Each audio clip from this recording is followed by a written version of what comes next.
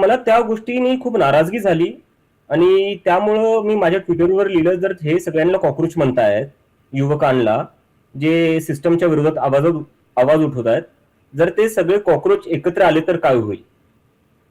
मग तिथून मला खूप लोकांनी प्रतिसाद दिला. मग ते प्रतिसाद दिल्यानंतर मग मी असंच एक जोक म्हणून एक सुरू केलं की कॉकरोच जनता पार्टी. आणि त्याच्यात जे चीफ जस्टिस ऑफ इंडियाने शब्द वापरले होते की आळशी असतात, बेरोजगार असतात, काही करत नाही, नुसता आरडाओरडा करतात, तर मी त्यालाच क्रायटेरिया बनवून टाकला की आमच्या पक्षात जर तुम्हाला सामील व्हायचंय तर तुम्हाला आळशी असावं लागेल, बेरोजगार असावं लागेल, तुम्ही फक्त ऑनलाईनच असले पाहिजे दिवसभर, आणि तुम्हाला असं नुसता आरडाओरडा करता आला पाहिजे. तर ते लोकांना खूप मजेशीर वाटलं आणि खूप इंटरेस्टिंग वाटलं, त्यामुळं खूप लोक जमा झाली. आणि आज सांगायला गेलं तर आज आमच्या कॉकरोच जनता पार्टीवर 4.5 लाख लोकांनी रजिस्टर केलेले ऍज अ मेंबर.